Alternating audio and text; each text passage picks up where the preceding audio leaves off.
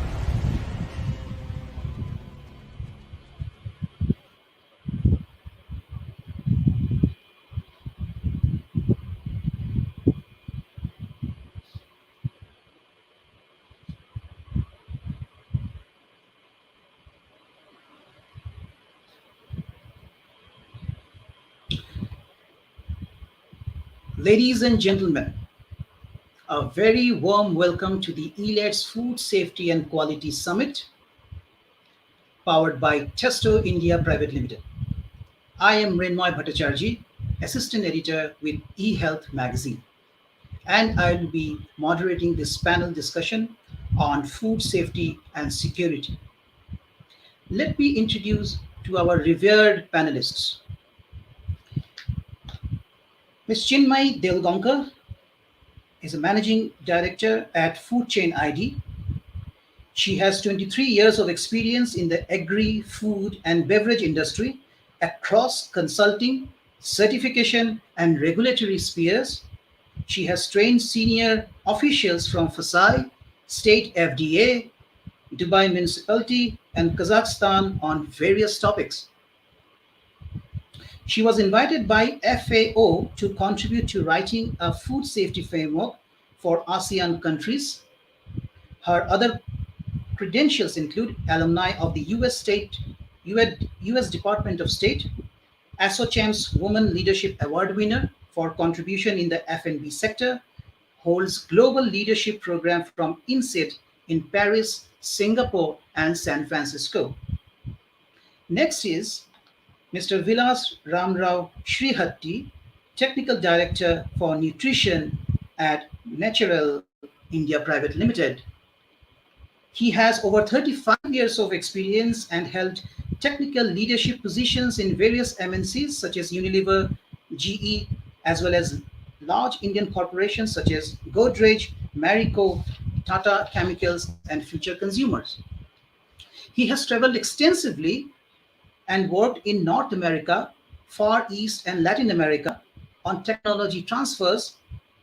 He has developed several products, technologies from concept to commercialization in functional foods, nutraceuticals, sports, nutrition, personal hygiene, many of which have been commercially successful.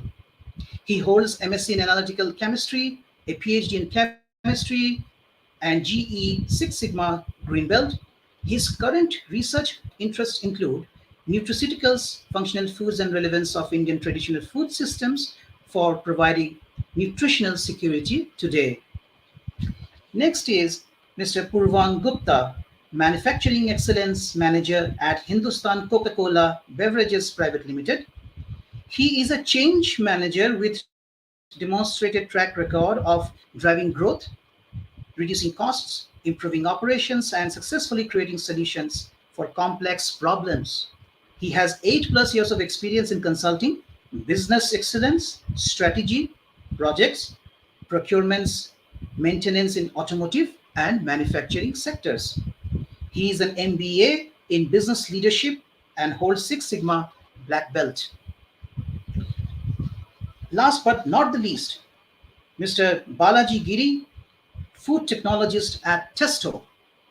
Mr. Giri holds an MTech in food and has around 10 years of experience in leading food manufacturing and QSR industry, specifically in quality and food safety domain. He possesses skills in managing the overall QA and food safety activities and ensuring accomplishments of preset targets. He has expertise in quality assurance, FSMS, and regulatory affairs, development, SOP, and documentation. He has sound knowledge of standards like ISO 22000, HACCP, Kaizen, FS, among others in the food industry. Additionally, he is a certified food safety trainer for advanced catering by FASAI. Thank you, panelists. Thank you, ladies and gentlemen, the lady and gentlemen, for joining this panel discussion. First of all, I would like to begin this panel discussion by asking you the question, uh, and I would like you to help our audience to visualize how adulterated food for consumers could be damaging, could be detrimental for companies and brands. And I would like to invite Ms. Chinmay Devgankar to uh, lend her perspective to this subject. Ms. Chinmay, please. Thank you, Mrinmay, for inviting and organizing this important webinar.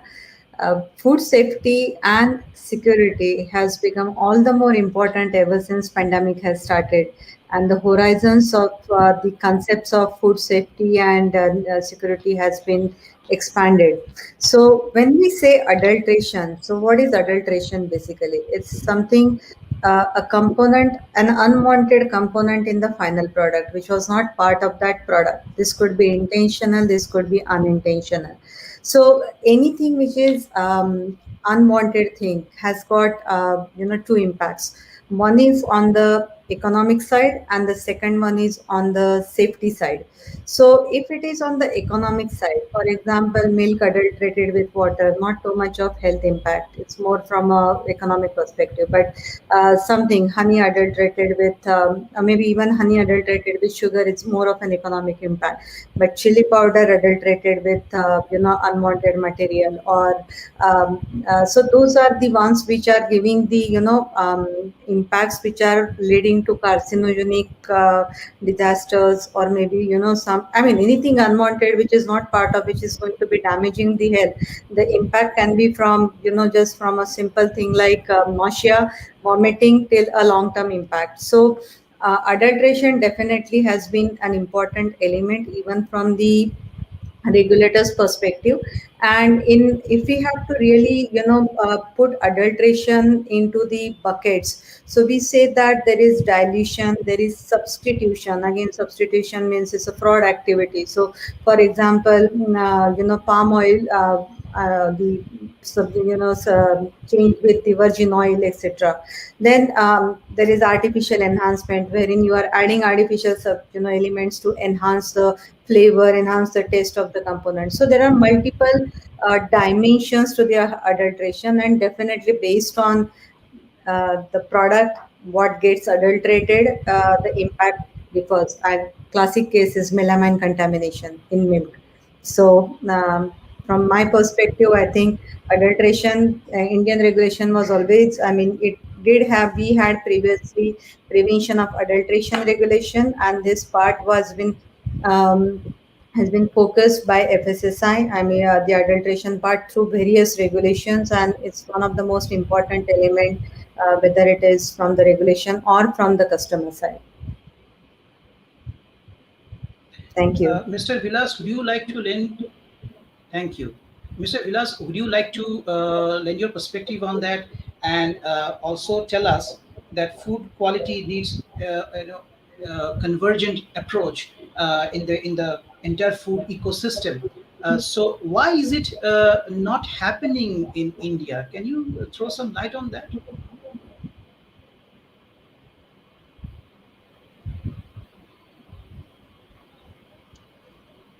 See, when it comes to the impact of food adulteration, as Chinmay pointed out, could be anywhere from minor health complications all the way, could be even fatal.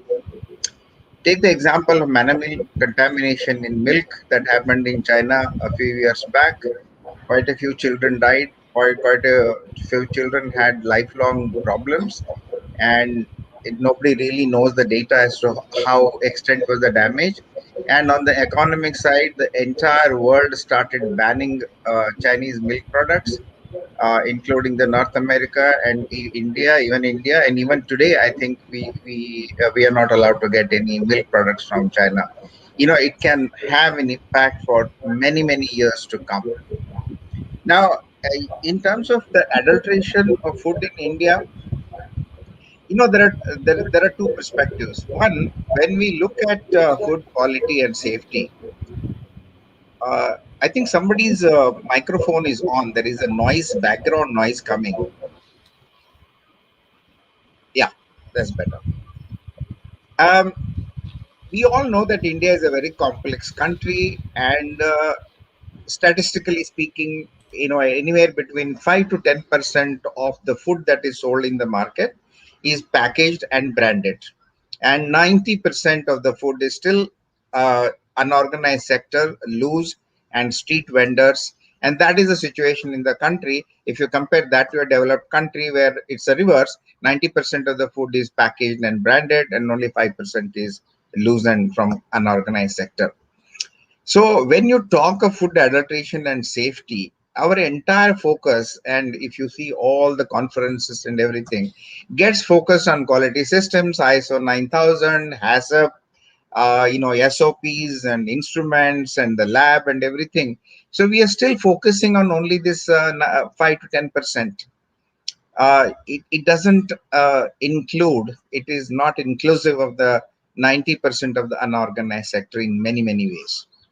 And when you talk of safety and adulteration, you need to take, if I take a very broader view, it has to be a very convergent approach. What I mean by that, food is at the center and is going to be the major global challenge as we reach a population of 10 billion. We are not able to provide food security and nutritional security to a large number of people. Almost 850 million people go hungry every day to bed, and there are 25,000 people dying of starvation every day. In that situation, food comes from the soil, because you grow, whether vegetables, nuts, fruits, grains, everything is grown from the soil. You have the post harvest practices, then you process the food.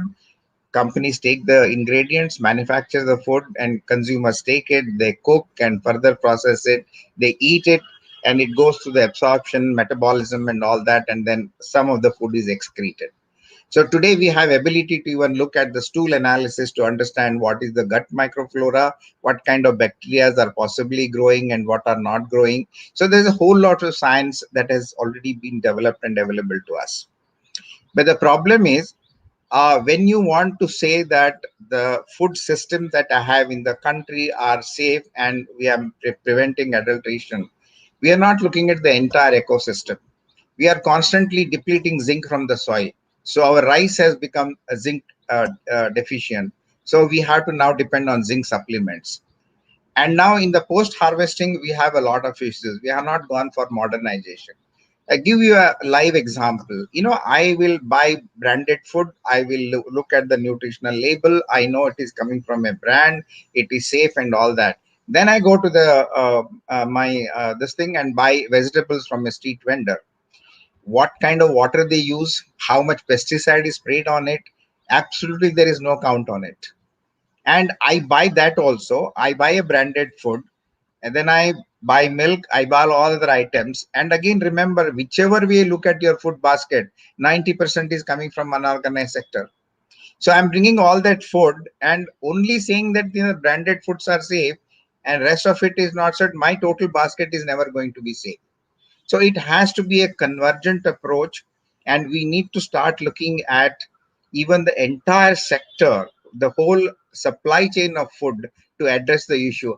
Without that, I don't think we can say that we are delivering to consumers a safe and unadulterated food. And there are several examples of, you go to buy dal. Many times, the simple test is you put them in the water. If the color comes off, it is the Chinese yellow pea, which has been colored and sold as tur dal. I myself picked up many samples. How many sweet vendors still use metanolin, which is a known carcinogen, for coloring the jalebis? It is still very rampant. So, and also, everybody which is involved in the food supply chain has to be self conscious, and they must understand what is the impact. See, I am adulterating my food, but the impact is going to last for the number of people who consume the food, and in many cases an entire generation. The next generation, teratogenic effects are also coming from the food. The next generation is also going to suffer. So that consciousness has to be there. And particularly, I did work with some of the sweet vendors where they were using the dyes which were banned, which were not approved by FSSA. The simple question I had them: why are you using it? Many of them are not even aware. And the second thing is, I told them, what is the cost you are incurring for this food color for your entire year? Maybe some 1,000 rupees, 2,000 rupees worth of color. But if that is a carcinogen, all you are saving is 1,000 rupees. Is it really worth risking so many people lives, putting a unapproved color into your food? And education, I'm not saying 100% everybody will give up and this thing, but at least with a good education and awareness, we can improve a lot of things in the system. And FSSA has been doing a great job. In fact, they are having now a lot of manuals and educational programs for street vendors. They're training them, pani puri vendors. I think there's a lot of work that is getting done. So basically, when you want to ensure as a country safe and unadulterated food to your entire population, it has to be a convergent approach which includes everybody who is involved in the food supply chain, and not just focus on companies and ISO 9000 and ASAPs. That's my point of view on a Thank very you. macro level.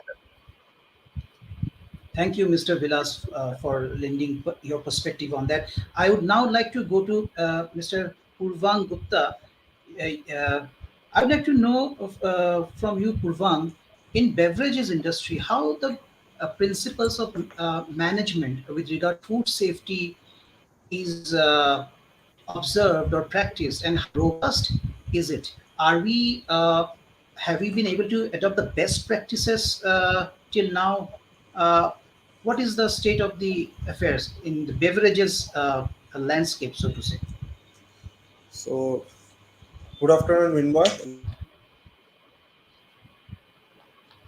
Good afternoon. You are on mute. You are on mute, Purvang. Sorry. Good afternoon. Good afternoon, all.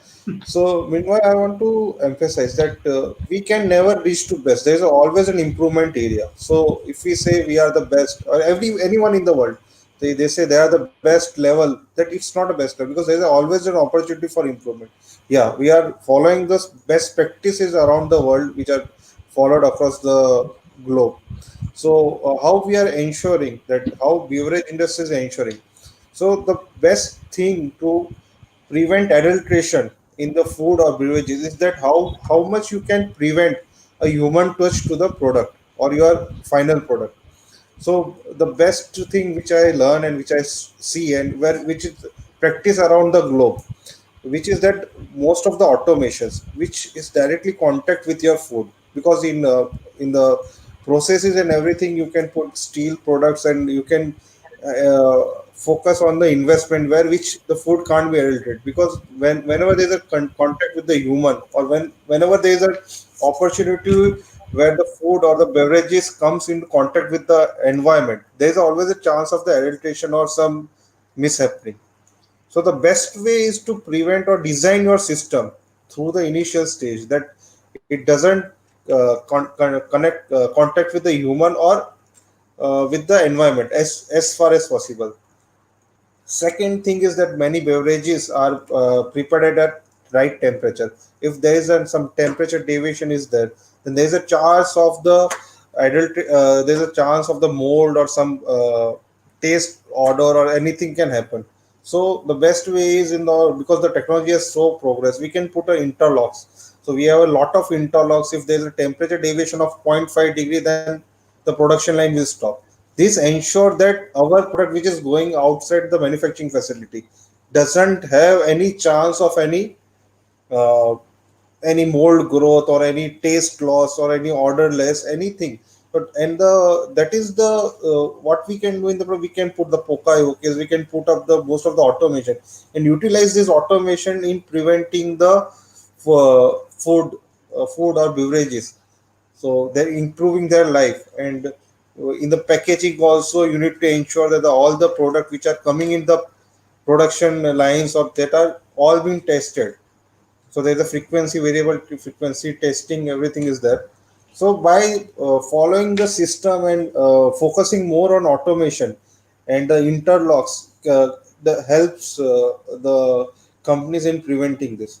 So as far as in beverage industry, which I have seen, the many beverage industry across the India or across the globe are following the interlocks and automation to prevent any adulteration and improving the life of the product, and thus the consumer are getting a best product in their hand. After also the product life also is identified to 3 to 6 months, and if you test the product after 3 months, the taste will remain the same. That is the uh, quality standard we follow, and most of the beverage industries follows across the globe.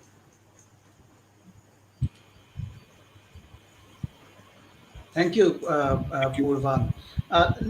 Let us drill deeper and understand about the measuring instruments, the food safety measuring instruments. And here I would like to invite Mr. Balaji Giri, who is food technologist at Testo. Uh, Mr. Giri, how are you using these testing instruments at Testo? And how are you able to strengthen your leadership position by using them? Are you and what are the latest technologies you are adopting or you plan to adopt? Yeah. So thanks, Nirmay. I hope I'm audible. Loud and clear. You are loud and clear. Yeah. Thank you. Thank you. So basically, as we know, what is mean by the food safety and what are the how it is important to comply with the food safety norms, as it is directly related to the health of the consumer, right? So it becomes a moral as well as a legal responsibility of the FBOs to comply with the food safety norms, right? So, however, in order to comply with the food safety, one has to follow a number of routines so as to prevent the potential health hazards, right? And measurements of the critical parameters is one among those routine. So, critical parameters could be the temperature, it could be the pH, or it could be the TPM values for the frying oil at the restaurant, like etc. Okay. Selecting the right measuring instrument for measuring the critical points is very important to ensure the quality and food safety for the organization.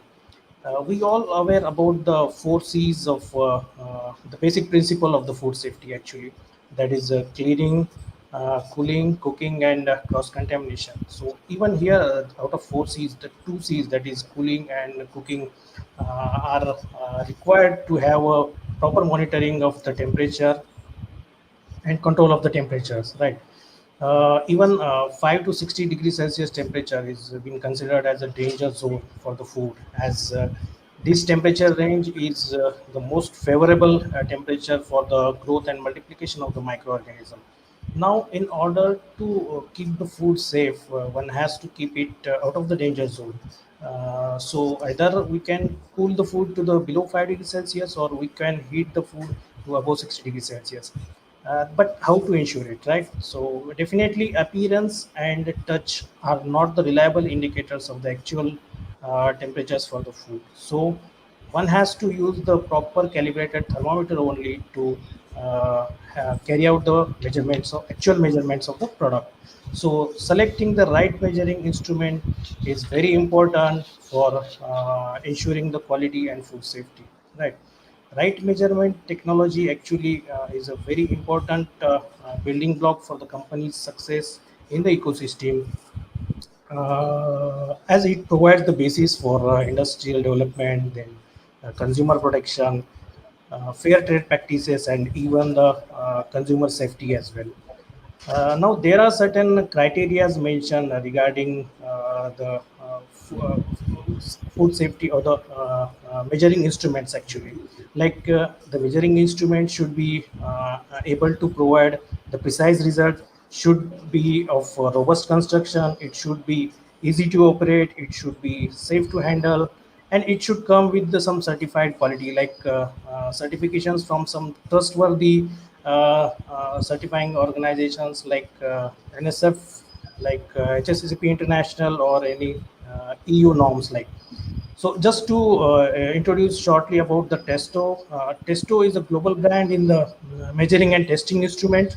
It since the decades, Testo is providing measuring instrument as well as the solutions to the different segment of the industry, including food. Testo has a wide range of instruments, measuring instruments actually for the food applications, and globally, the leading food industries are using the Testo products as a part of monitoring and controlling mechanisms in their system.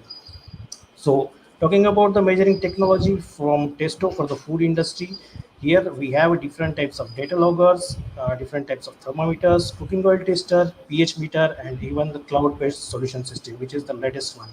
So, from farm to fork, from for spot checks to the continuous monitoring, Testo has the right measuring instruments for the every stage in the cold chain. So just to start about the temperature measurement, we know temperature monitoring is has a significant role in implementation of the HACCP concept. Yeah. So whether it's cooking of the food, whether it's cooling of the food during storage, or whether it's a core temperature of the food or surface temperature of food, one has to select the right measuring instrument. One has to select the right sensor actually to carry out the measurements, right? So Testo has a variety of thermometers which are specifically designed for the different food application. So one can select the best suitable one as per their industry norms, as per their requirement. Yeah. If anyone wants to go for the continuous monitoring or the long-term monitoring, you can go with the data loggers actually. So whether it's a storage room, or whether it's the chiller or the freezer equipment, or whether it's a transport vehicle, one can choose the suitable data loggers as per their requirement. Wi-Fi based data loggers are actually being used widely by the leading food industries in our country, as well as in order to have the online data monitoring system in place, right? So in this system, actually, the different stakeholders of the organization, like QA department, production department, maintenance, or even the warehouse team, will have access to the data from the data loggers for all time, from anywhere and from any device. Okay. So there will be the complete visibility, and any kind of fluctuation or any kind of what I can say violation in the limit values for a certain period of time, these stakeholders will receive the notification alarms in terms of email or SMS, so that they will have an opportunity to act immediately and avoid the further temperature abuse to the product and avoid the further food losses, food wastages. So this is the kind of online data monitoring system. Yeah, this is related to the temperature. Now coming to the pH, pH is also one of the very important factor in food, considering the quality as well as safety of the food. The pH value of the food is directly affecting the microbial activity. We know pH can control the uh, nutrient availability, can control the chemical behavior, can control the microbial activity as well. So here from Testo we have the pH meter, portable pH meter, digital pH meter, which is quite handy and robust instrument. One can use for the instant pH measurement along with the temperature. So this one, so here you can select the suitable pH meter as per the type of food, whether it's solid, semi-solid, or the liquid type of food. Coming to the third one, that is the TPM, that is the total polar material, or we can call it as a TPC, total polar compounds. So basically, from the oil used for the frying. Frying is one of the common method of processing the food in food industry actually, and which is mostly followed by the restaurant, hotels, and the catering industry. A number of chemical reactions occurs in the oil during frying, like oxidative reactions, thermal reactions actually, and hydrolytic reactions, which produces a different byproducts, and we collectively call it as a TPM. These TPM are associated with several health diseases like atherosclerosis, hypertension, or even liver damages. So, because of this, even FSSAI has fixed the limit of TPM 25% for the reusing of oil. So, FBOs, which are in dealing with the frying processing, so they shall not use the oil beyond 25% of the TPM. So here from the Testo, we have a Testo 270 as a very portable instrument, compact and robust instrument, which is widely used currently in QSR and hotel industry in India for monitoring the TPM of frying oil. The instrument comes with the certification from the NSF and HSCP International. This instrument belongs to the IP65 classification, that is Ingression Protection 65, which makes it very suitable to wash under the running water so as to maintain the hygienic condition of instrument.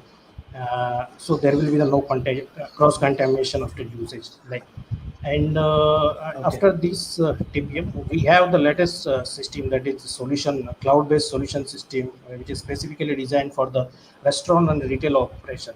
We know the restaurant and retail structure, like the number of outlets scattered all across the geographic location, and QA team or the training team from Okay. the corporate or regional maintain the compliances with the periodic visits and internal and external audits. So this cloud-based solution actually will be helpful to have a complete visibility till the ground level for the QA manager as well as for the complete management.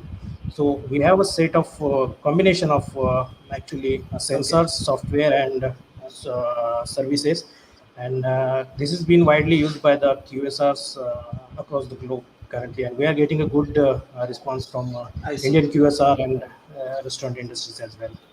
Okay. Yes, ma'am. Okay. Okay. Thanks for the information, Mr. Balaji Giri.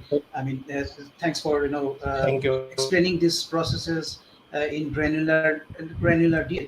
I would like to ask Ms. Chinmay. You have worked in the consulting, certification, and regulatory spheres, and you have also trained officials of FSI. Can you please tell us what regulations we we need to update, or there is a need for that to ramp up or boost safety in India for Indians? Okay. How should we So, write into these things? okay. We will put this point in two perspective. One is the business perspective, and the second one is the compliance perspective. Now, if I put this in business perspective, from the last year, if we take the rejections that has happened for Indian food industry, it has been more than 2,500 plus rejections. So that means 2,500 plus consignments of various products were rejected because of either food safety issue or some undeclared elements in the labeling or some kind of product non-conformity, process non-conformity, etc. Now this has got a big impact not just for the company but for the country as a whole, because these are the non-tariff barriers which are basically preventing the image of the country. Now, the compliance aspect of this. So, is it that these non-tariff barriers or these reasons because of which these rejections has happened are coming has come out of the way? No, I mean something like salmonella contamination in chili powder. It's a basic it's something which has happened because of improper hygienic practices, right? So it's not just the for the sake of regulators, but it is for the sake of business. These practices are essential. So it is our business, right? It's not regulators' business. It is our business. So this is where the mindset is that can we have this compliance? Because I believe that if I follow these practices, if I follow these requirements, I'm not only complying with the regulatory requirements, but also I'm meeting the let's say business requirements, my business requirement, my country's I mean the rejection levels are reduced now. So when we do the audits and inspections, we typically in I still remember one of the case wherein it was basically a milk toast, and on the milk toast in the nutrient content we found that the protein content is 3%. Now it is next to impossible that if it's a milk toast, so that means it is definitely loaded with added with SMPs and milk powder and so on. So protein percentage cannot be 3%. So we asked that why are you declaring it as 3%? Can we see the test result? So after a lot of here and there, he said that yes, I also know that the protein percentage is not 3%, but if I declare this more than 4%, I have a tax associated with it. Now this was something which was this consignment was for USA. So this was something which was quite surprising, that how can we have taxes associated with the nutritional content of it. And that is where your first question of adulteration, right? So adulteration is not just adding a substandard material, but how are we also deceiving the consumers. It could also be by the masking of origin. Dr. Vilas just said that even milk products are still banned. Chinese milk products are still banned in India, but then are they routed through other country and then it is coming back to India? So all these things has got a very wide impact in assuring the trust and integrity.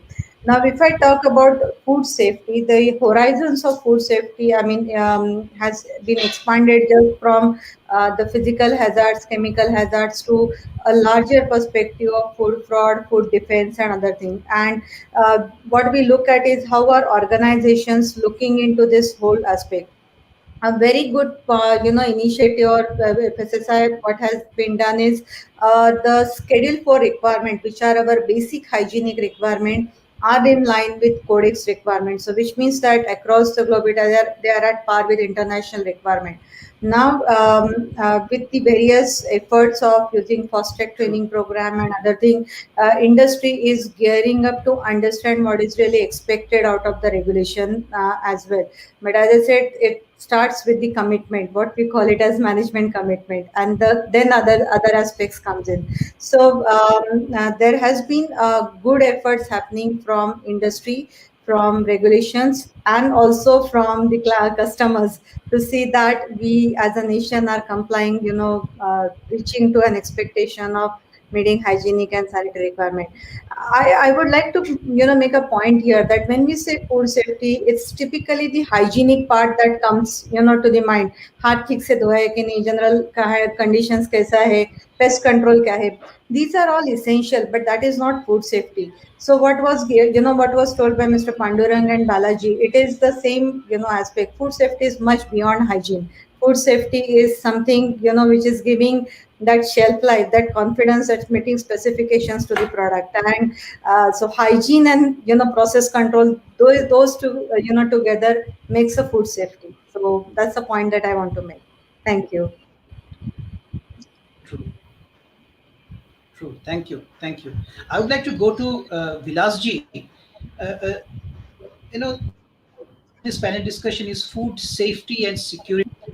Uh, can you throw some light on the security element? We often hear, food safety, which is very important, very crucial, very vital. But how should security aspect be addressed, and what it essentially means? A simple definition of food security will be that the food which is intended to be delivered to the consumer reaches him in a condition in which it is uh, it is being delivered in the way it has been designed. If there is a tampering, if there is a problem with it, then there is a compromise on the security. There are a lot of technologies to ensure security today. And for example, you read in newspaper quite often that the milk in the milk bags, people put a micro syringe and take out the milk and adulterate it with some other chemicals like urea, detergents, and all.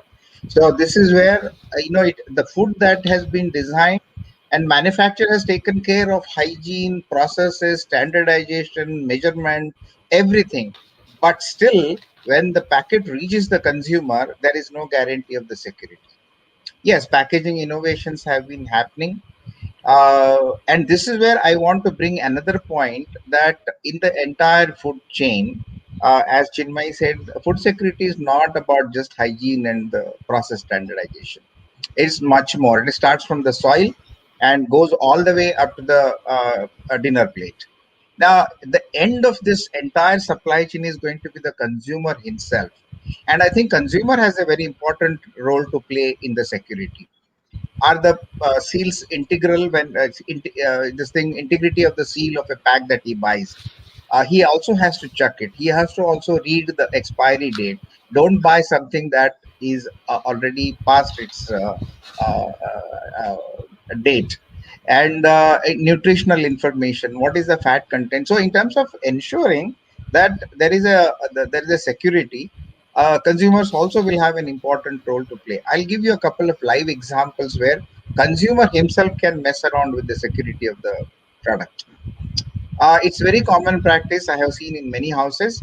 You go to restaurants, and today, of course, it has become more rampant that you order food, it is packed, and you bring it home and you warm it up and eat it.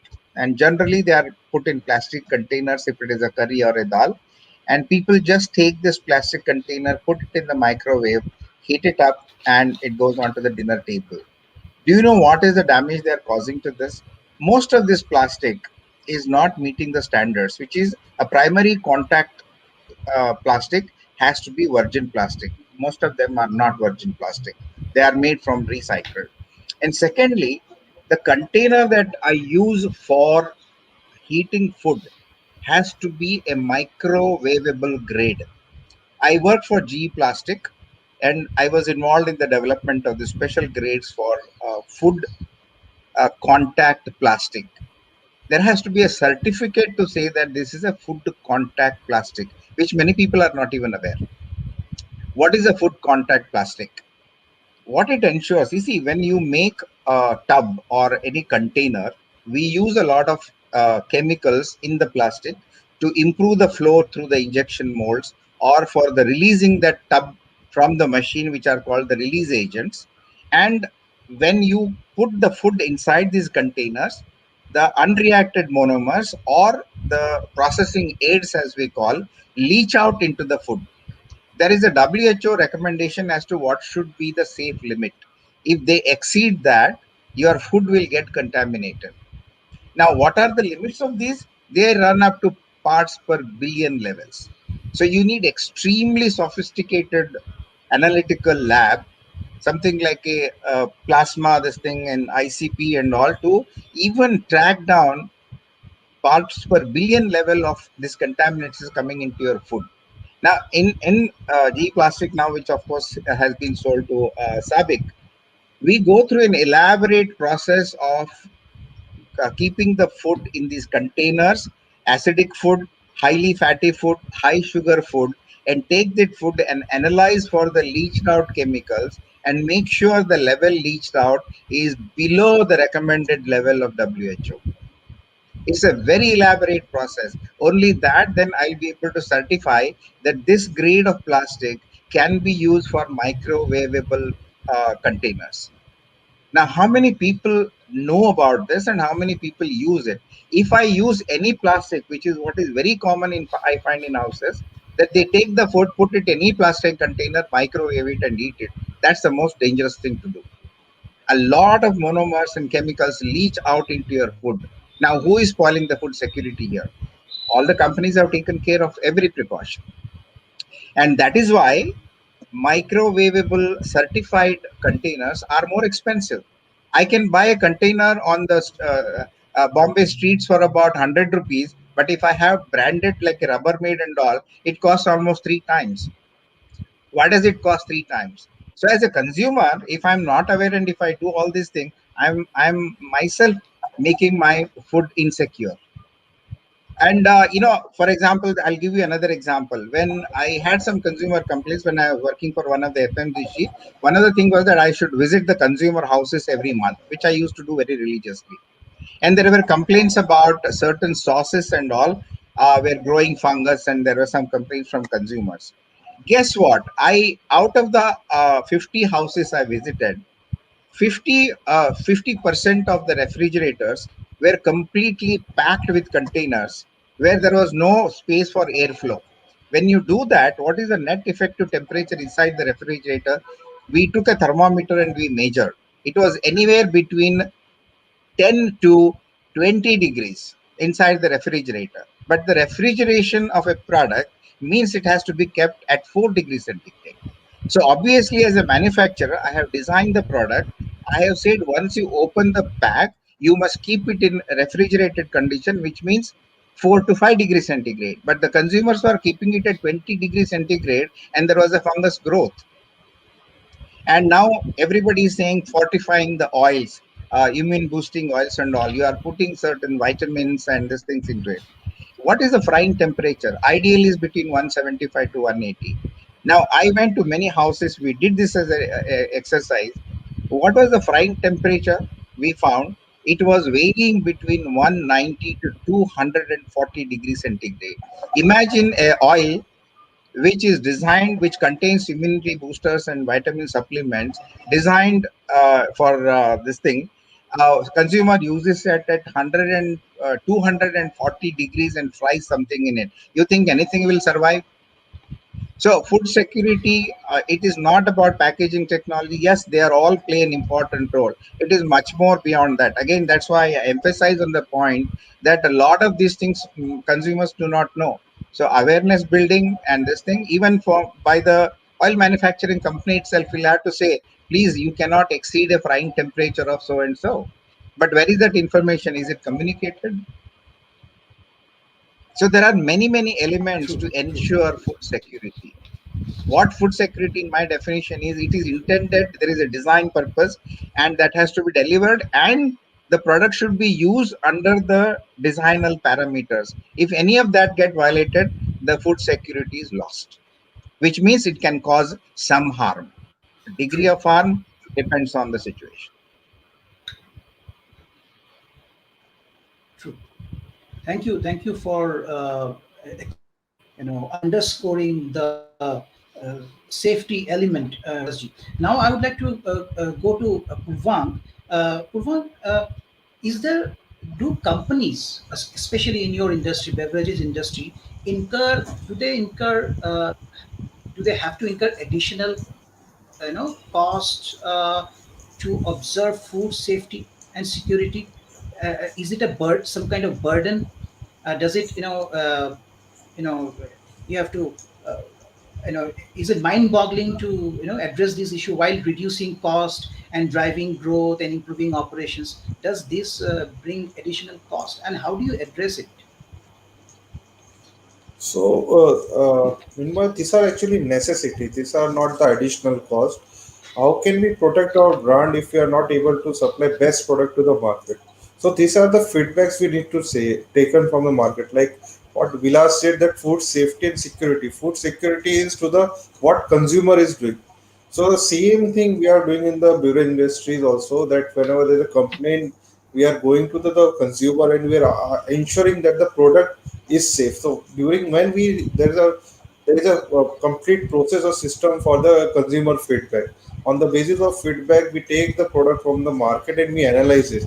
And most of the time, like what actually Vilas said a very good point that consumer are not aware. So most of the time, when we found out the product, it is best before that, which we say BBD. So consumer are buying the product which are BBD. In fact, the company has a policy to take the BBD from the distributor and the shopkeeper. There is a system is there. Then also the shopkeeper are selling due to the lack of awareness or the margins they are selling to the low price to the consumer. And most of the time we find that this has been goes to the head into the consumer, and actually it is impacting our brand. So as a company, we are very much focused, and as an industry also, what I know, everyone in the industry is going to the end of the consumer and identifying what are the food safety risks at the consumer level. As far as cost is concerned, the costs are not so much important at this point because this is just related to brand. So the cost we as far as I know, we have never discussed the cost incur in this for going reaching out to the consumer, because it is helping us. Like many time we are getting a good feedback, which are actually improving our processes and system and the packaging. So this is a feedback system which actually improves our product, and eventually it's improving the brand image in the market, and it is actually getting us a more profit. So this is a one type of investment, and it is a continuous investment going to your consumer and taking the feedback and solving their problems or their queries or their complaints is actually improving the brand image and the ensuring into the market that our food product is safe and easy to use, and increasing our increasing consumer loyalty towards our brand.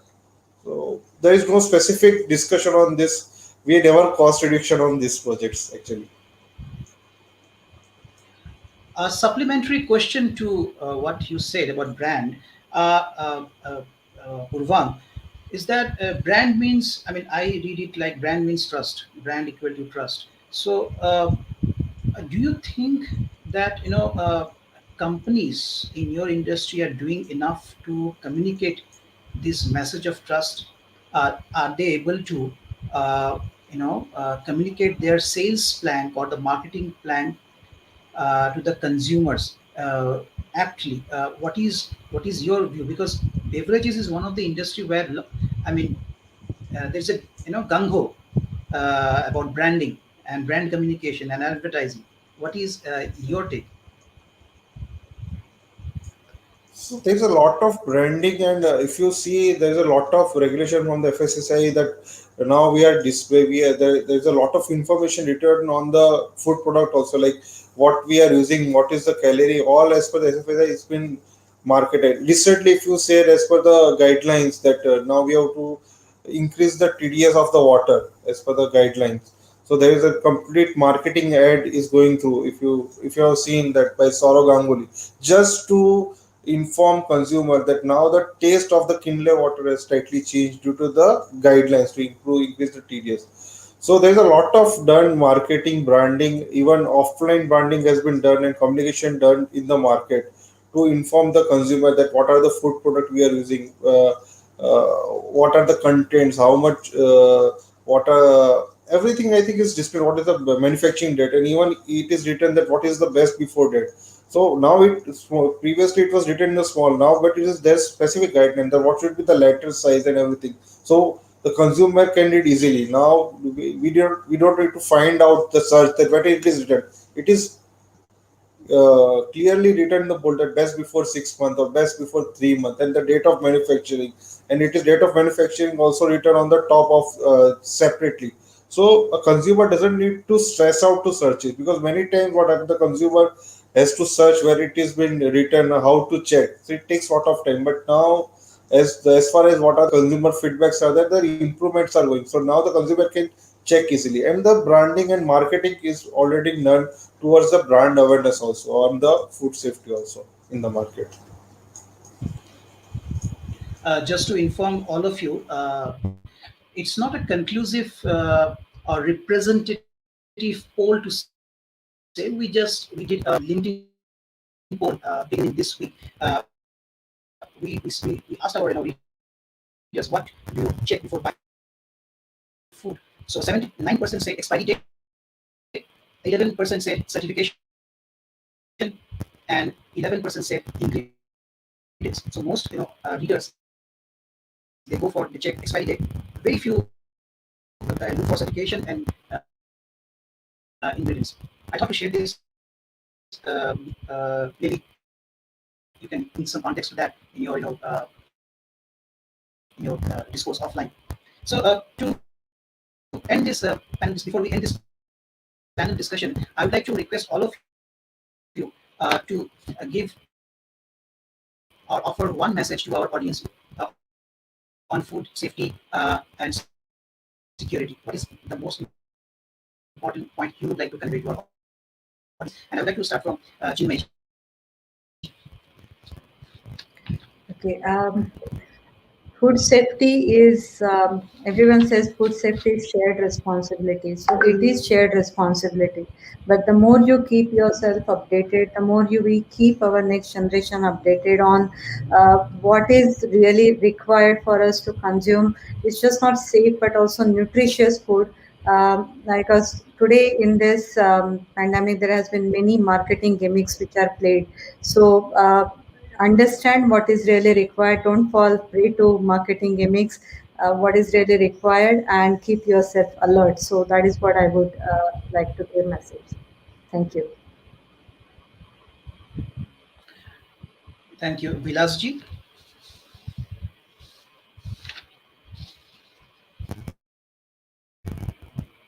Hello. I can't hear you.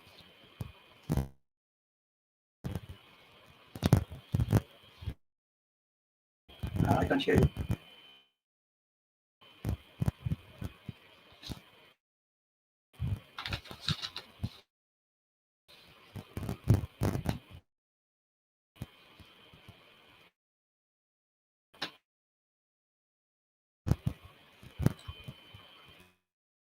I can't hear you.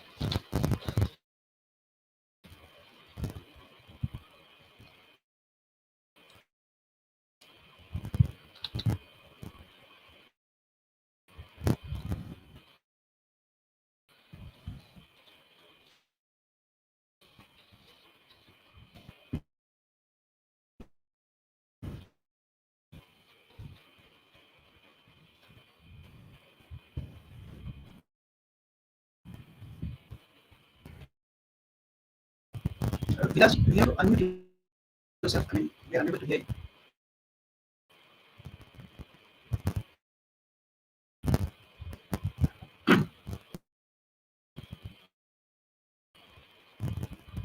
Mr. Raj, please unmute yourself. We can't hear you.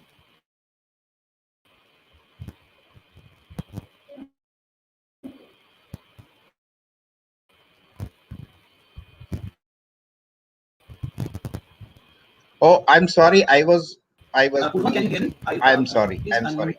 un- Okay, let me quickly summarize what I'm saying. So the word yes, you food can. security If you word can, yeah, yeah, I was using here in this panel discussion in the context of food yeah. Please continue. safety and security, meaning it is being delivered in the form it is intended to. But in holistic nutrition, when you talk of food security, it is ensuring that you are getting enough calories that are required for your day-to-day activity, which has to be complemented with nutritional security for a holistic nutrition and maintenance of health.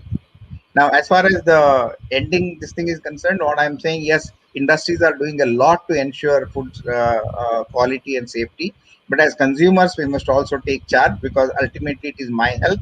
We must read every information. We must understand the significance of nutrients and different class of foods, and we must make sure that we use them in the right way at home also.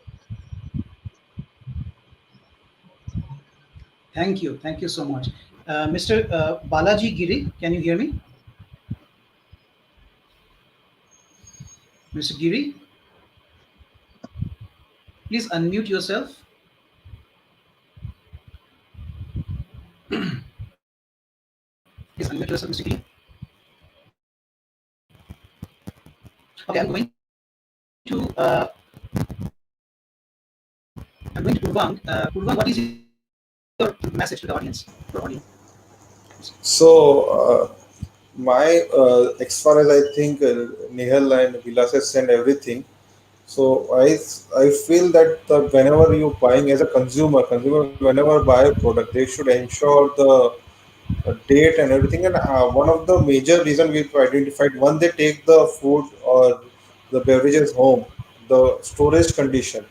So ensure it is stored properly, because it's one of the major factor that storage in the household or in the workplace, if it is not okay, it led to a health issue. So storage of food product, ensure, and whatever actually FSSI has put a guideline on the every product that how it should be stored. So ensure and date properly before buying a food. How to store that food.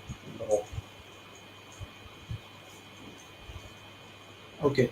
Thank you. I will try once again. Mr. Balaji Giri, can you hear me? Please unmute yourself. Mr. Giri, Mr. Giri, can you hear me? Hello. Okay.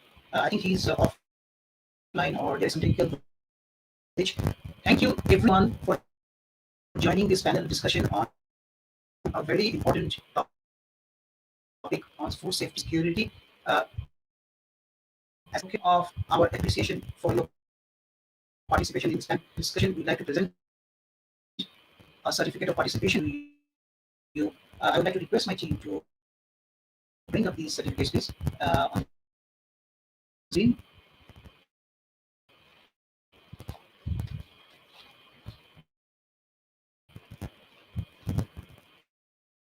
Thank you, Purvan Gupta, for participating in this panel discussion.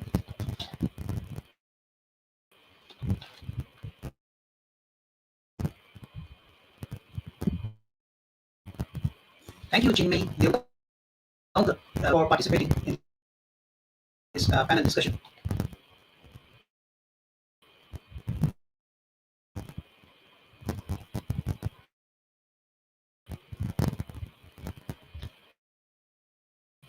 Thank you, Vilas Shetty, for participating in this panel discussion.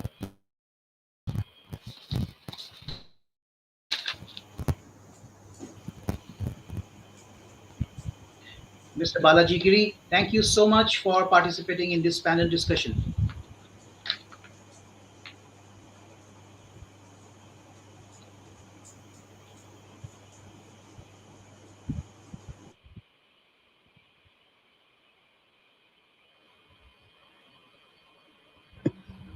Hello. Any more certificates are there? Mr. Purvan Gupta, have you received the certificate? Not yet. Now, now I am able to see it. Yeah. So much, Purvan Gupta, for being a panelist for this discussion. Thank you so much. Thank, thank you, Mrinmoy. Thank you. Thank you, Thank Mrinmay. you once Thank again, you. and Thank stay you. safe. Thank you. Thanks. Namaskar. Thanks. With this, we come to an end of this day one of the Elets Food Safety and Quality Summit, powered by Testo. Thank you, audience, for your registration, for your active participation. Thank you once again.